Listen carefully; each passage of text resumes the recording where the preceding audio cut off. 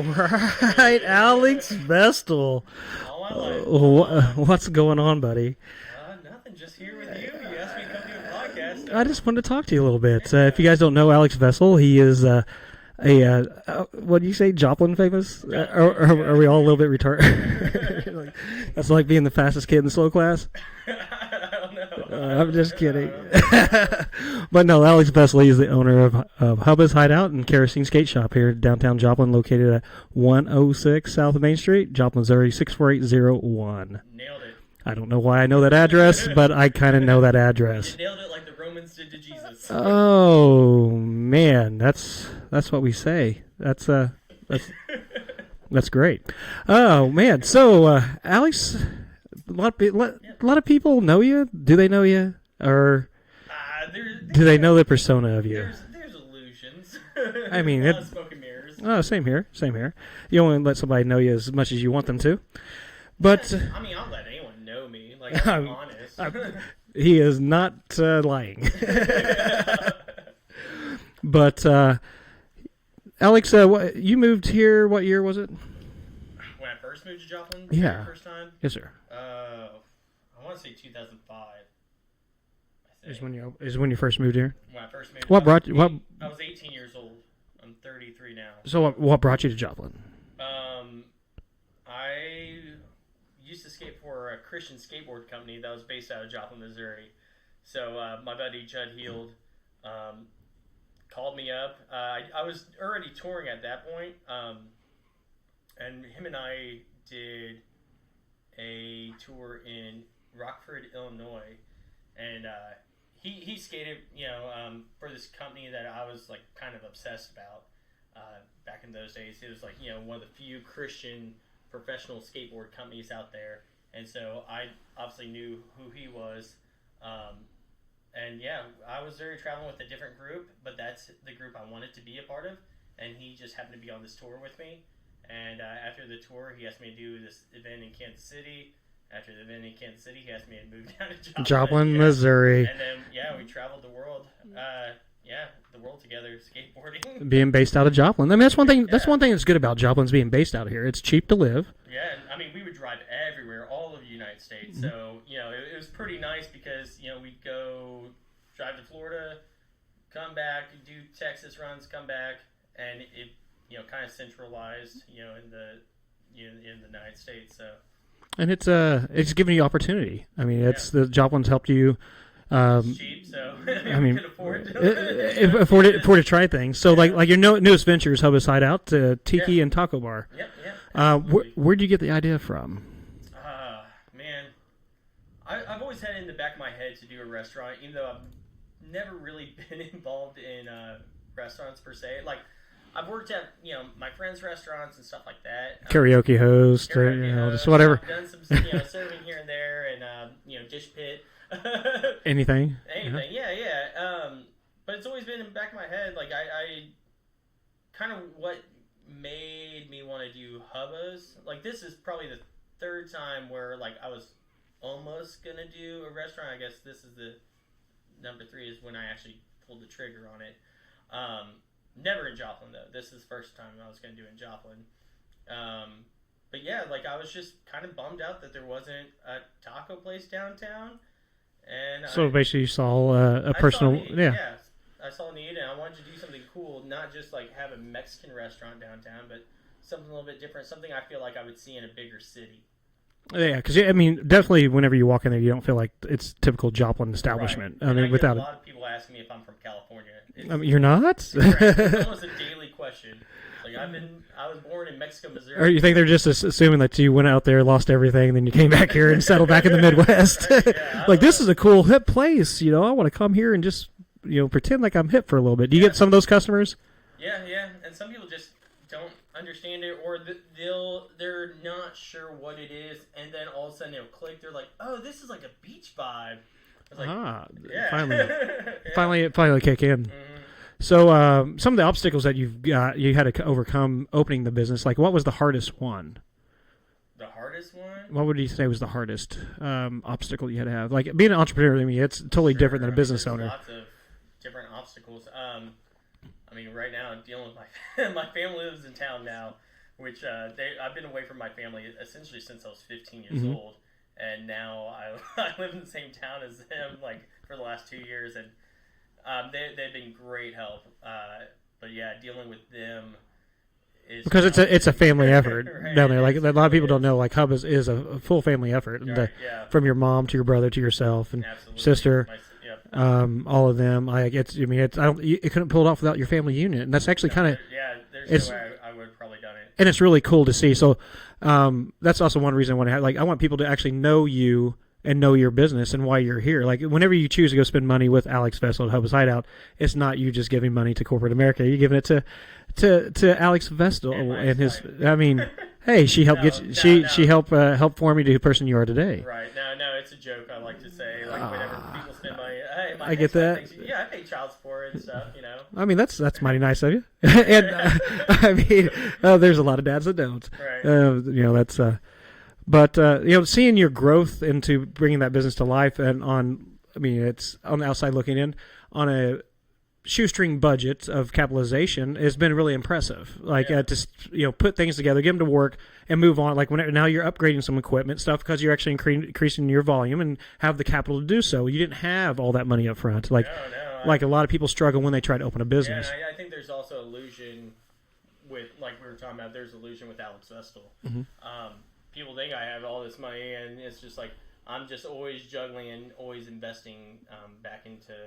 I mean, as an entrepreneur, you become a professional money juggler. Especially when you have undercapitalization, like you're trying to control cash flow. Then there's outside influences on lack of cash flow from weather to, there could be all kinds of backyard barbecues, holidays. Like there's all kinds of stuff you have to have foresight on, and you navigating through the hardest time of the year to open up an establishment like yours is really impressive, especially here in downtown Joplin.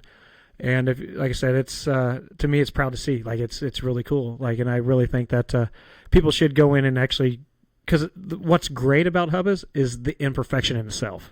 Thank you. The imperfection of the business. It's raw. Yeah. It's a really raw thing. It's not a corporate feel. It's the. And I feel like anything I've ever done has had imperfection or raw. Like where when it comes to like my skateboarding, my music.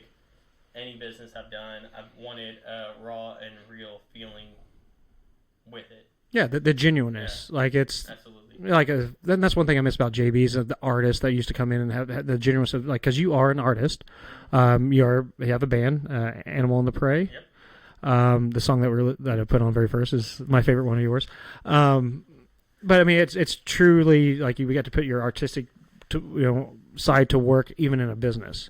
And I think it's married really well. It means between your athletic ability and your creativity in the business, and then running the business, like even the food. Like you've married that business. Is really hard on the food too. Oh, it's great. Yeah. I mean, it like beat all recipes and all that stuff. Everything's our own. He did, because he used to be. I mean, little thing about Alex would make some, text me, ask me about this, and this, come bring me samples. Like he did his homework. It was really cool to see, and it beat all my expectations and anybody I've taken there. Like it's a really cool feeling. It's so you've done a good job. You're an asset downtown Joplin, and I really want them to see that this is a building point, and that's really cool. Like I'm no longer involved in the block. I mean, it's bittersweet to see, but it's cool to see some life coming to that place, that whole block area, especially with the brewery coming there with you guys, and then you have that you have Flicker Bar, and then there's a new theater that's opened up right there on the corner at 124 South Main Street, or is that 126? 124. But it's really cool how that block's coming and bleeding into the other downtown Joplin, and it's very important for businesses like you to be here. So, people, if you give two shits what I say, which is probably only one out of every 1,000 of you, and that's probably going to get only to a quarter of you guys. Go down and see Alex and experience what he has built with a really good team there. I mean, you've brought in some Kel. I mean, it's having someone like that in your wheelhouse to count on.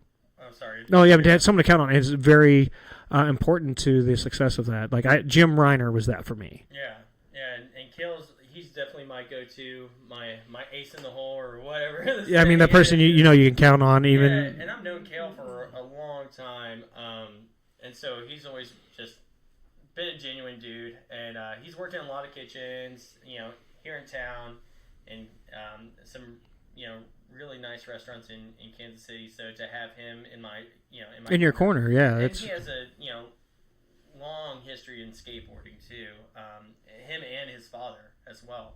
So to have someone that cares about skateboarding, I mean, because we do. it's like an extension of him as well. Right. Yeah. Exactly. So with Hubba's Hideout, I don't know if a lot of people know this. Once they enter, they will. That we put my kerosene skate shop in the corner, almost like a gift shop, like you would see at Hooters or Joe's Crab Shack or something like that. To kind of marry. But also services a small need in this town. Like when I was out there eating dinner there tonight, like you got two kids come in buy skateboard parts at the same time. Right. I mean, it was really cool to see that. So it made that coexistence of those businesses together help. It's kind of like with Frosted Cakery and Bearded Lady. Like they're able to exist symbiotically in the same space. Yeah. And give a different experience. And even with the name Hubba Hideout or Hubba's Hideout, comes from a famous skate spot in San Francisco called Hubba Hideout, and it's a very famous down ledge. It goes down some stairs. Now, because of that ledge in San Francisco, every ledge that goes downstairs is called a Hubba ledge. Okay, yeah, it's a Hubba ledge. I was just going to guess because I never knew. Yeah. But yeah, that's and it's something that no one would ever know. So the name itself comes from skateboarding history. So it ties back all the way around to you. Absolutely, and all the tacos are named after famous San Francisco street spots. Except for the JV Bowl. That's not the menu, secret menu. Yeah, it's a secret menu. It's 12 ounces of chicken with 5 ounces of the black bean and corn salsa. I mean, if you're hearing that and you want to stick on like a dietary plan that I have and enjoy his establishment, that's not what I get. We'll make a special button for SoCal knows. Yeah, his special sauce. It's vegan ranch. Come on, you people. You guys like You don't use the vegan ranch. every now and then whenever I have the calories. Oh, really? Yep. Okay. I'll do it every now and then. I've never noticed that you ordered the vegan ranch. Yeah, every now and then. So. And that's also, while we're on the topic, that's something that was very important to me going into this. So this last year, and kind of one of the how I funded Hubba's was my buddy and I, Chris Yates, who I grew up skateboarding with since we were 16, 15 years old. Him and I were traveling and filming and doing all these photo shoots. And one thing that we would do while we were traveling, we would go to vegan restaurants. That was just like, he's not vegan, he's vegetarian, but we would, that was like our jam was to go. And I'm not vegan either, or vegetarian, but that was what we would do. That was like kind of our special thing. And it was something that I felt like Joplin was missing. But me as a vegan, it'd be very hypocritical if I opened up a vegan restaurant. But I wanted to do something that was the next best thing. And right now, how our menu set up is anything can be vegan if you just use the jackfruit. So when we have a ranch, we make it ourselves, but it's a vegan ranch. And applesauce. My original recipes that I was working with, we'd use honey or mayo, and we use vegan mayo, and then we use agave instead of honey, just because I wanted everyone to enjoy it the same way, no matter if you're meat eater, vegetarian, or vegan or whatever. Mm-hmm. Yeah, so that was like very important to me. And so I felt like it was something different for Joplin. Cool. I mean, what do you see coming down the pike for you and your business here in downtown Joplin? Like, what do you see some of the biggest obstacles you're going to have to overcome or try to plan for? Well, one of the biggest obstacles that I thought we were going to overcome was people being upset that we don't have cheese. I mean, America. Right. I do have feelings about that. And, like this last Sunday, Super Bowl Sunday, we decided to make a queso dip. And we're thinking about, putting it on the menu. And sometimes you got to understand your marketplace and understand. And that's it too. Like, I got to understand my market, like who's coming to my restaurant. It's not just like progressive people, but it's people who are just used to certain things. Yeah. And that's okay. I mean, it's hard to change people's buying habits. Trust me. Absolutely. And I feel like it's the way that America's going, especially on the West Coast. I got my inspirations from Tempe, Arizona. There's so many vegans, like especially skateboarders and stuff, who are and a lot of my friends in Arizona are vegetarian, vegan. I know tons of people in California, Portland, and so that's where like I was getting the ideas from for this restaurant. I don't think it's here yet, but I want to be on the forefront of, because it's gonna come of the trend. I want to be at the forefront of the trend. Mm-hmm. Yeah, absolutely. Yeah, I'm very lucky. Like the businesses I've created has always been on the forefront of a trend. Right. From my very first business with Elite to NFX to my limo company to even JB's. Right. Even to Work Fresh. I mean, it's before trends. Like seeing that and be able to create that, it's a great feeling to see that. Absolutely, but I know that Joplin's not, and that's what I'm learning right now. Mm-hmm. Is I know Joplin's not there. I'm realizing that I don't think that it can handle a full vegan restaurant yet. I mean, I could be wrong. I hope someone proves me wrong. Hope someone else proves me wrong. I don't want to do it myself. Mm-hmm. But it's like, okay, well, I wanted it to be this certain way.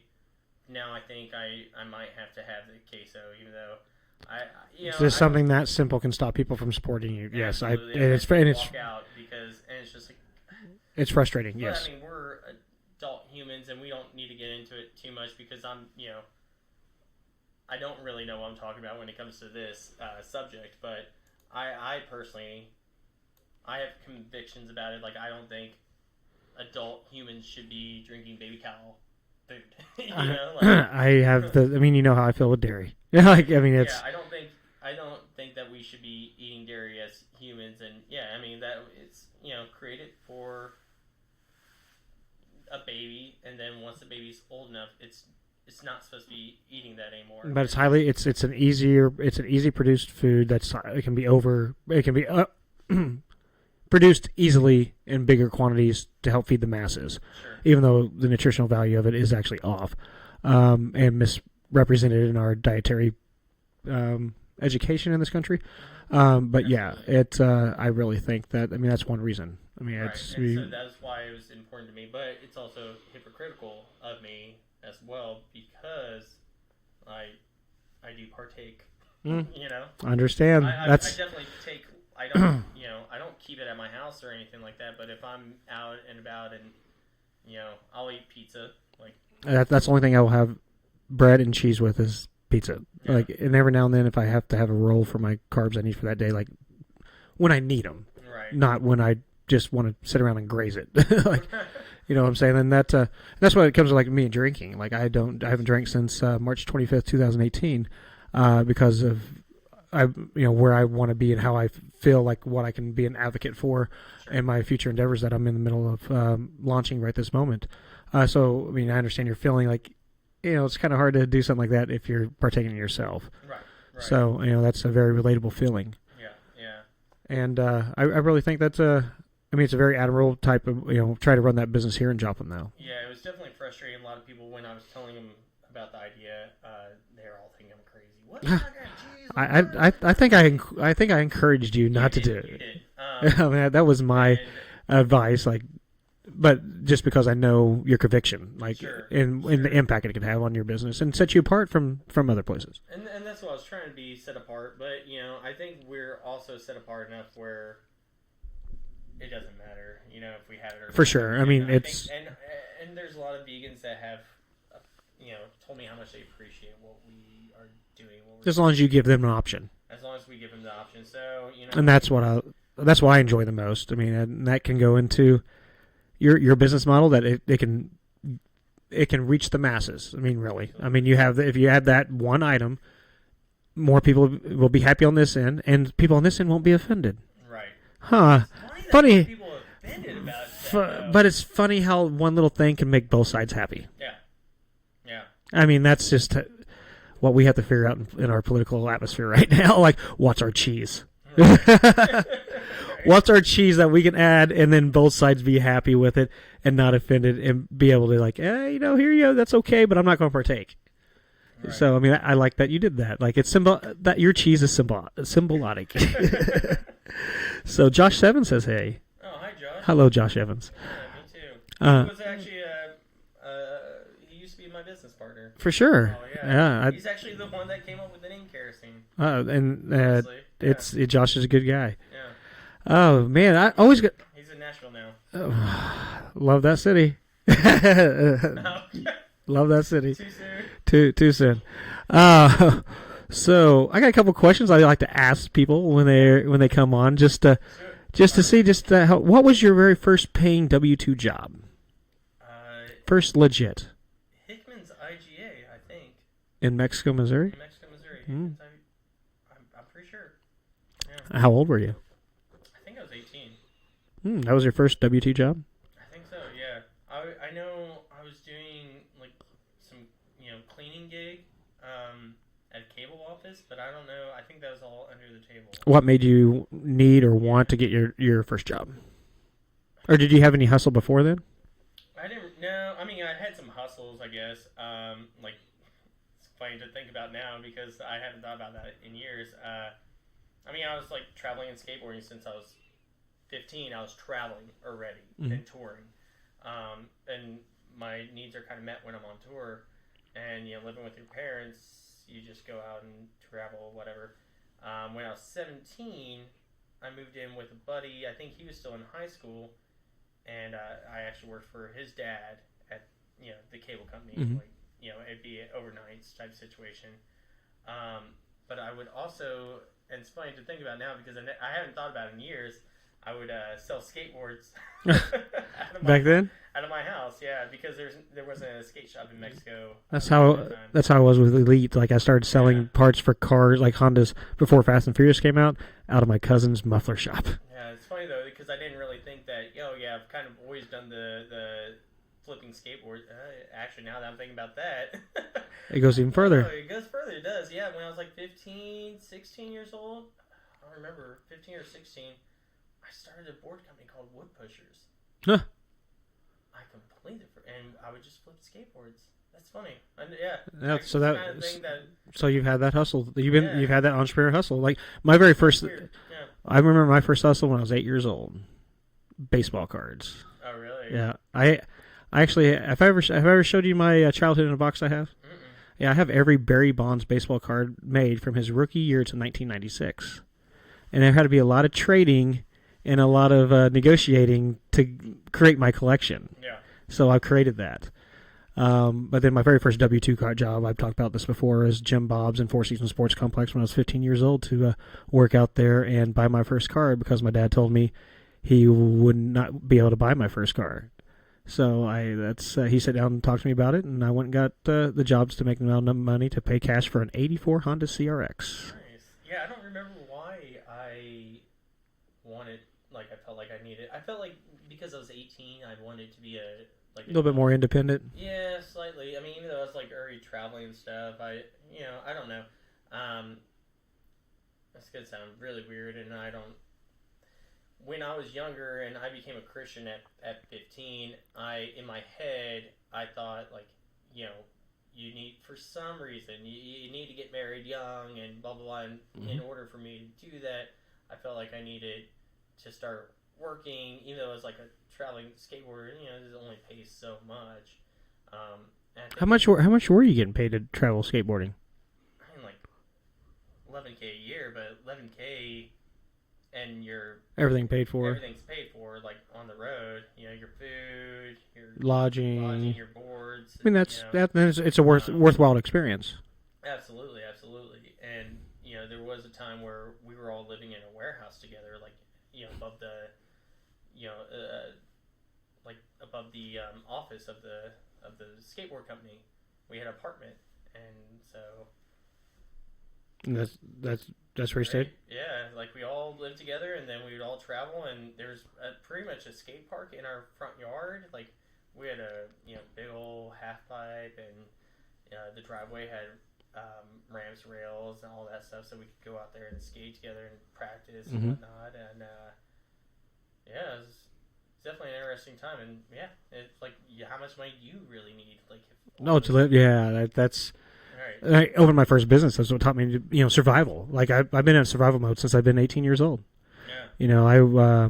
My very first business, Elite, progressed to a place that we had not an apartment built in behind it, but a couple bedrooms, rooms that we turned into bedrooms. We just used it as a place to pass out every now and then. And I lived on a couch at 3514 North Park Apartments out there, apartment 102. I'll never forget it. And then we just all lived together. There's 2-bedroom apartment, 3 guys living there. Everybody staying the night. It was a time in our lives that was just crazy. We were a bunch of kids acting to be professionals. Like, hey, come bring us your car to work on it. We've never done this before, but you can. Oh, I mean, we did it. We did it. But we did it with fun. We did it fairness, I believe. It was a big learning experience for me, like understanding cash flow and expenses and stuff. I mean, I dropped out of college 6 weeks in. Like, I was always around real estate and business stuff like that, but I never, entrepreneur wise, like I knew I wanted to, just didn't know how to do it. But that's where I just dove in and made mistakes, went and found different answers and this, it's just kind of the learning process, learning curve. And that's, I think you get that same high of rush trying to figure things out. Absolutely. And lately my brain's just been fried. So that's because you've accomplished a lot and now your body's going to catch up with you and you need to take a little bit of a break. Yeah. Like this morning I did not, I wasn't hungover or anything. No, you were hungover, just not because of alcohol. Right, yeah. I was like, oh man, I just want to lay here for a while, which never happens. I normally wake up at like 6 in the morning, sometimes 5 in the morning, oddly, and then I'm like, well, I'm awake, like, time to, get going. Yeah, it's just complete exhaustion. And that's one thing I've experienced over this last 2 years is that complete exhaustion feeling. Like, you just keep on burden and burden. Like, everything ultimately begins and ends with you.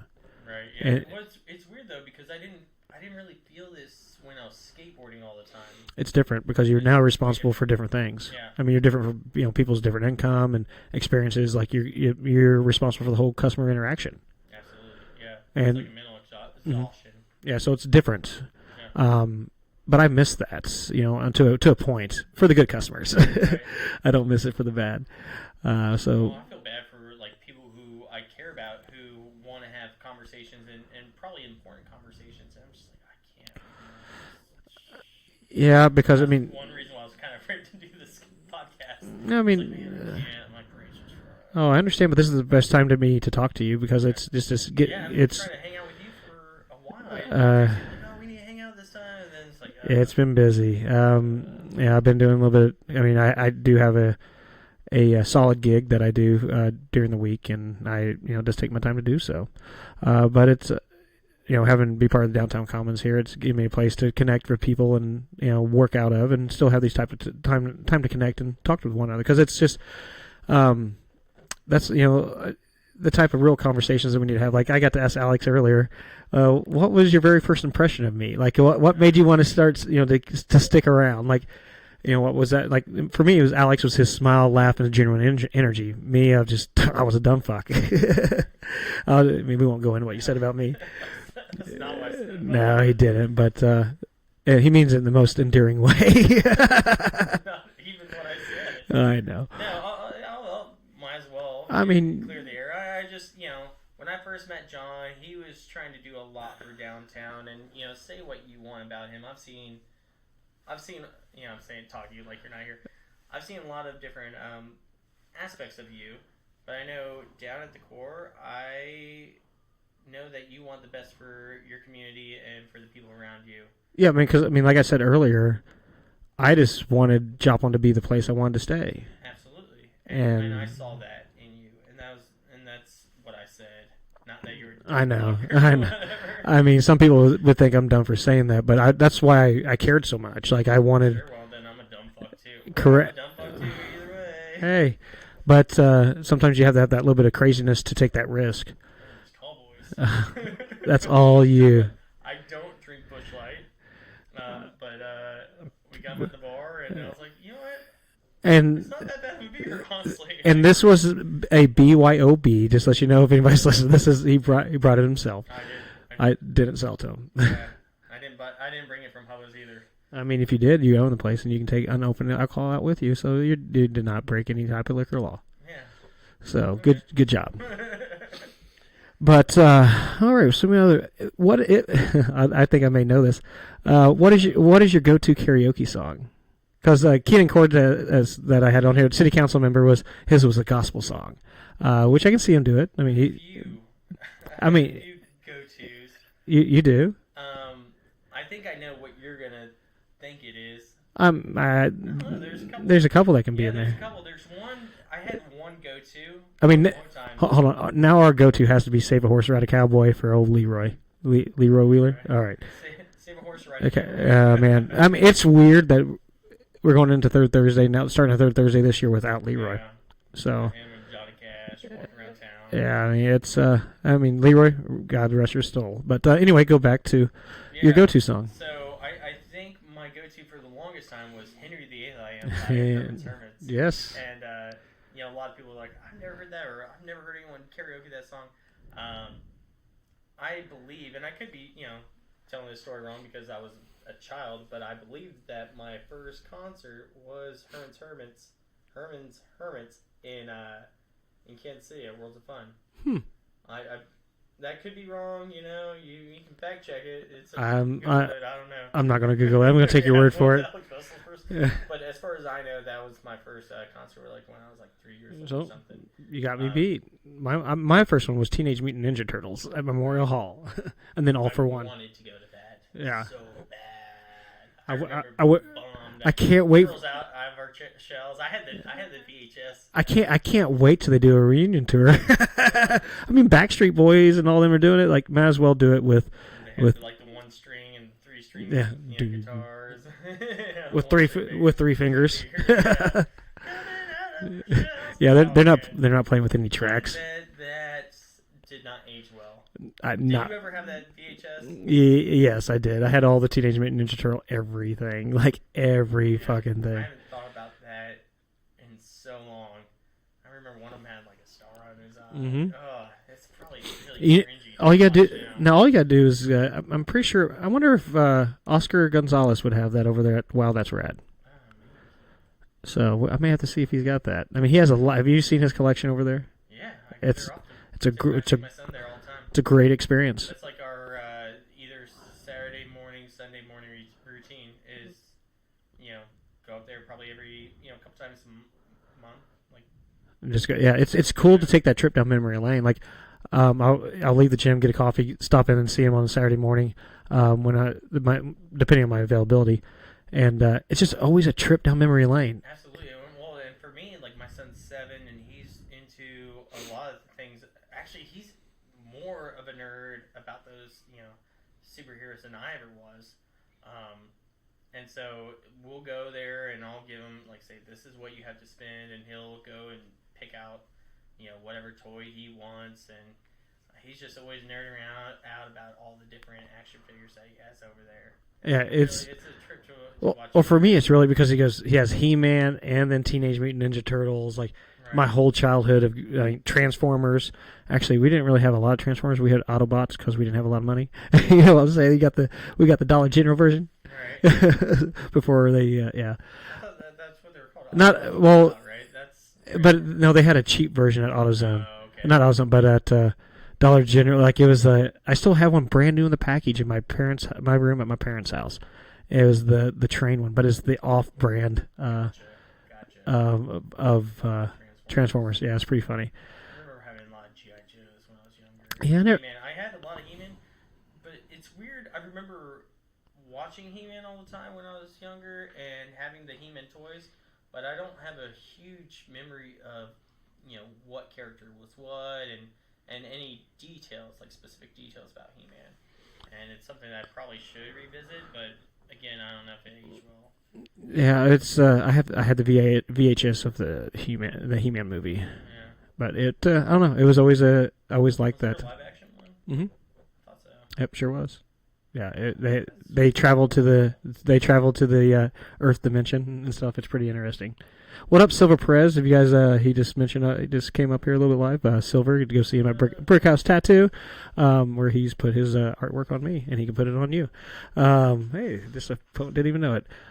Every time. Hey, I'm down with that.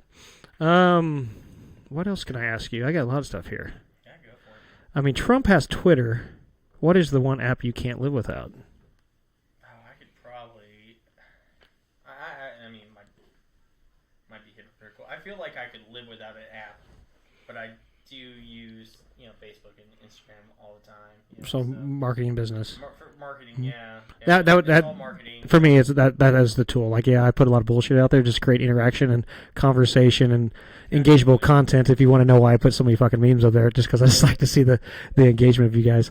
But it also helps with the part of. Yeah, I feel like if I wasn't involved in business or trying to be in some sort of public eye, whatever, I feel like I could live without those. I feel like I could live without. Mine would be my music. I need my music app. Really? Yeah, I want my music because I. Even as a musician, I still feel like I could live without maybe YouTube. I can do entertainment and then music and everything. One thing that I would continue to utilize. Nice. Yeah. It's just crazy how different life has been. Like, we couldn't ask this question 10 years ago, or even 20 years ago. Not even. Wow, I like that question actually. Yeah. Like, because here's the thing, I would utilize it on a computer. I could deal without, and actually for a while, I used to just have a flip phone and I loved it. I thought it was cool and hip that it didn't have Facebook or Instagram or any of that stuff on my phone. I mean, this was like 6 years ago, 6, 7 years ago, and I was just like, that's what I was into, just having a flip phone. Kept me out of trouble, whatever.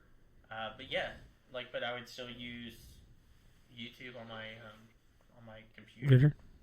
Yeah.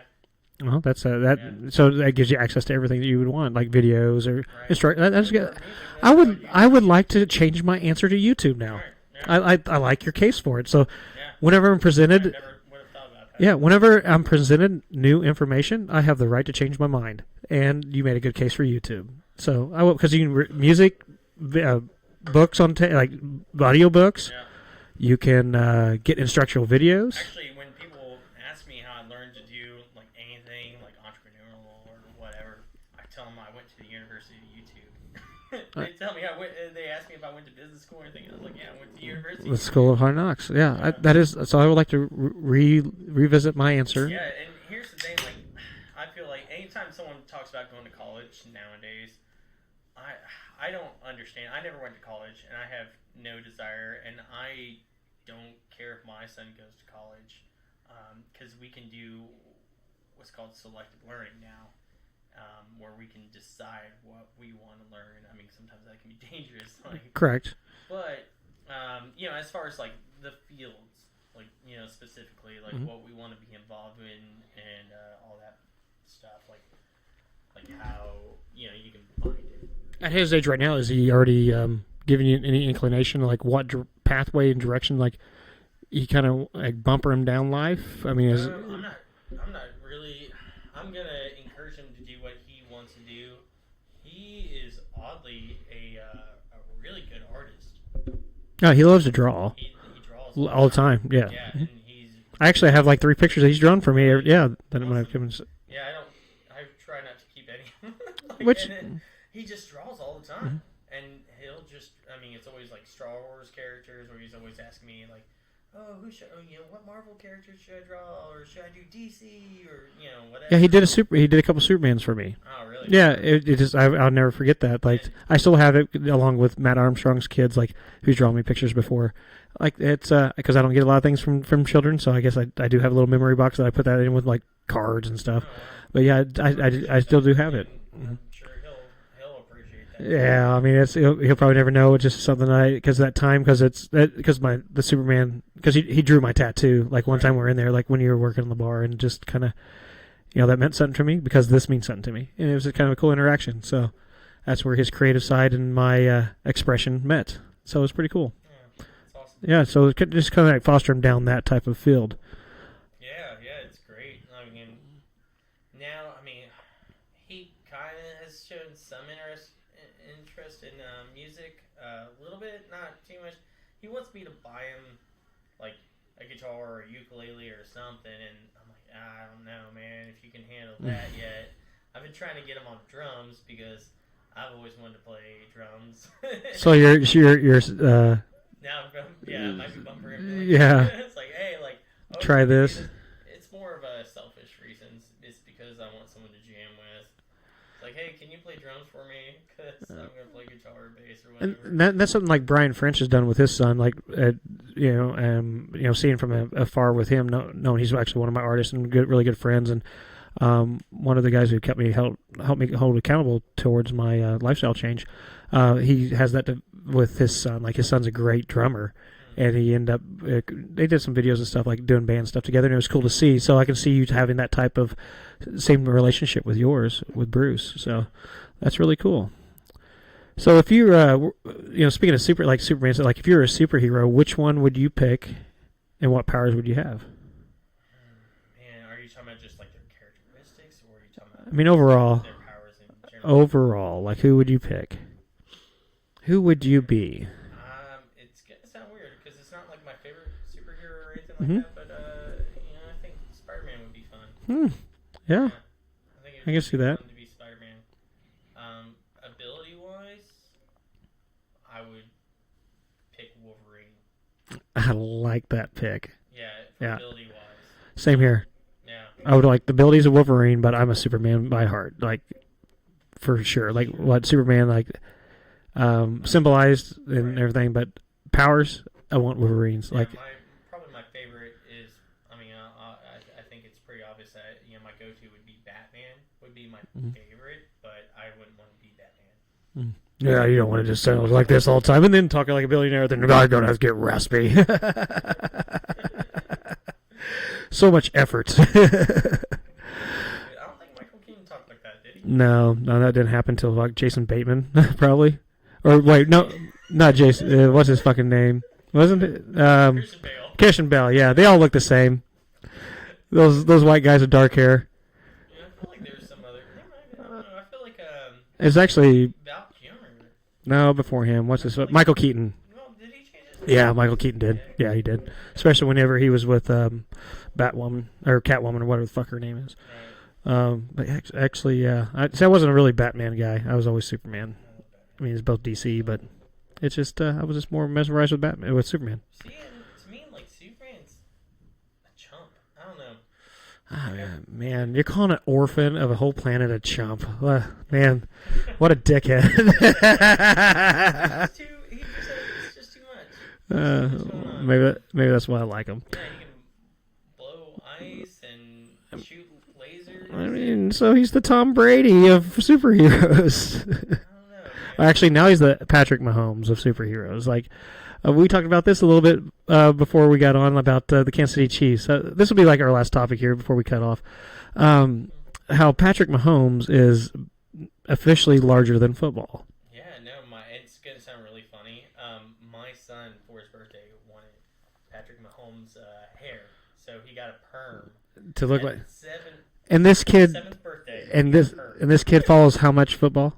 Right, yeah, no, and I thought he was like super into football. I was like, oh yeah, like he's super into football now. And we went to Hackett's to go watch a game. I don't follow football at all. I didn't know who Patrick was until like two months ago. I had no idea. Yeah, and, I know there's probably going to be a lot of people upset about that. I mean, you should be upset if it doesn't interest you. Like, I don't know who pro skaters are, so I mean, you're the proest skater I know. So, Exactly. I mean, besides it goes Tony Hawk, then Alex Vestal in my book. Like, there's no. Well, I mean, Bam, I guess would go be in between there. Like, you're the third most famous skater in my world. So my son wanted to go get his haircut and like that, but I took him to go see a game watch the game at Hackett's, and he didn't care about the game. Yeah, no. I mean, he cared about Patrick Mahomes, but he didn't care about the game. He didn't know what's going on. I was like, oh, so he's not really into football. There's just something bigger that's going on. And I did, and you can say I jumped on the bandwagon and stuff. No, I don't care. I mean, it's not bad when you get behind something that's a positive impact like that. That's it. Like, and that's what I've noticed too is how positive it was for our state, our community. Kansas and Missouri. Right. Sorry, I had to say it. Right. And so I'm like, I'm on board with it. And we had the Super Bowl party. Hubba's will probably never have a Super Bowl party. I don't think. I have no interest in being that kind of bar. But not just because, sports were because, we just It won't. I mean, right? I mean, play sports. It's not our thing. We don't have people in there yelling. We want to chill vibe. it is, but it was too big to ignore to be open for. And that's kind of what I was getting at. It's something bigger than us. Yeah, that impact from Kansas City. Support that, and it's a cool feeling. Like, I mean, his hard work and yelling at the TV. I mean, it was. Like, oh God, I mean, he excited. unified a lot of people. I mean, the whole team did. I mean, but he's the catalyst, I believe. Like, he is the last part that brought 50 years. Yeah, I mean, 50 years of not winning a Super Bowl together at one point. Have they even been in it? Not since 50 years. They haven't been back. That was the first time in it. So seeing that and seeing what he stands for and how he still stays humble with it, like, some people. Yeah, he broke the curse. 2020, the game for this last year. Yeah, the Madden curse. Yeah, the Madden curse did not follow him. Yeah, I didn't know that was the thing. Yeah, I was. Usually, if you're on the cover of the Madden, something happens the next year. Oh, really? And I mean, Antonio Brown was the cover of 2019. How much I know about football. Right. But I just remember, like, during Christmas time, I was like debating on buying an Xbox 360 or Xbox One. I guess now. See that out of date. And yeah, I saw him on the cover. I was like, oh, whoa! So he is a big deal. Like, he's on the cover of Madden. Like, I remember being a kid, like my friends playing Madden, checking out who's on the cover or whatever. So I know, like, even though I'm not in that, that's a big deal. I know how big of a deal it is. And I was like, oh, it's really cool. Like, for me, I feel proud as a Missourian and someone who loves Kansas City and has, I go up there a lot to see that kind of recognition, for our community. Yeah, I mean, it's actually. I mean, it's. I guarantee a lot of people felt the property value of Kansas City go up overnight. I mean, it's going to be hard not to be part and want to live in a community that's actually solidified by that. Like, it's. I mean, it's more than football. Yeah. I mean, and that's what it is. It's more than football for me as well. And I mean, I think it's going to be the positive dynasty, like the Patriots have been for years. Like, I think this is the opportunity of all the hard work that the Hunt families put in, believing in their players and their organization, the coaches. It's everything built up to this point, and it was really cool to actually see. It was hard not to get emotional, even just seeing from a. I like to say I'm a casual fan. I'm a fan of the Chiefs. Always have. Growing up watching, rooting and for them. But it's never life or death for me. Like, oh, they lost. I'm depressed for the next week. But it's hard not to now be a. I mean, it's a fan of the man. Like, he is. Like, I have a KC Chiefs shirt now. You see. I own one now. Yeah. But you don't buy it just to be part of the bandwagon. You'd buy it because of the energy that you felt from this team. So it's not a bandwagon thing to me. It's not just them getting on because they won. It's because it's bigger than that. I mean, it's going to be bigger than football, just like Kobe Bryant was bigger than basketball. This is what he is going to mean to the game, and I really think so. Say what? Yeah. So, but yeah, I mean, we're coming up to our last minute or anything like that. So, Alex, tell us again where you guys are located. And I do appreciate you coming today. Like, tonight's, it's 11. You've been trying to get me over here for a few weeks now. Yeah, now we're going to have to go back and audit the audio. I know some of the audio on this was kind of weak on certain points. Whenever we actually upload it to YouTube, it would be edited. So just to let you know on that. So we had some people give us some feedback that we've been working on. So, but Alex, Hubbard's Hideouts located at 106 South Main Street, Joplin, Missouri. Look you up on Facebook, Instagram. That's it. Yeah, That's Google. Do you have a phone number? We do. I'm not going to tell you what it is because I don't know. You're going to have to Google it. All right. I don't know off the top of my head, yeah. But yeah, come out. We're open Tuesdays to Saturdays right now. We're closed Sundays and Mondays. Open for lunch. We do to-go orders. And next month we should be opening up the patio. All righty. Well, again, appreciate it, Alex, and we will hopefully have you back here really soon. So, all right, just go and visit Alex down there at 106 South Main. Guys, appreciate it.